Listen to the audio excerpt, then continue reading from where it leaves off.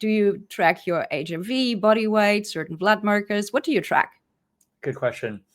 So I did do a DEXA scan recently, and I was pretty happy with it overall.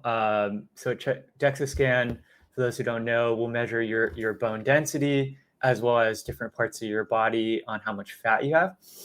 And so I had essentially no fat, which was sort of interesting because I consume a lot of fat in my diet, high qualities.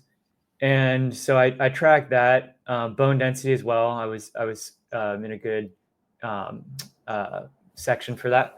So, and then I track my sleep very closely. I use a Whoop to track that. And so every morning or every night, you click the button, your Whoop knows you're going to bed, and then you wake up and you can see your sleep stats. And so every day, I look, what was my heart rate variability? What was my resting heart rate? And what was my recovery and sleep performance? So I track those.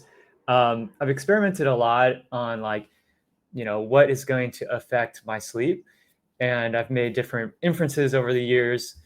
And there's always a bunch of factors. It's never like there's one thing, but there might be, you can come to some high level conclusion from it. So sleep and sort of bone density, I do track.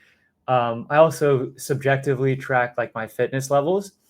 So like, how is my grip strength feeling? Can I do pull-ups? Can I do push-ups? Can I get onto elliptical? Fine. Can I walk? Fine. And so I'm all about functional biomarkers. I do look at other things in my blood, but not as frequently. I think that we're still learning how the body works. And I think sometimes someone might see a biomarker and almost be a little bit, a little bit thrown off or a little bit confused. I think it's still good to know, what are my levels of cholesterol or what is my resting blood glucose levels and so on. But I think the things that really indicate health is how someone looks, how they feel, and how they can function.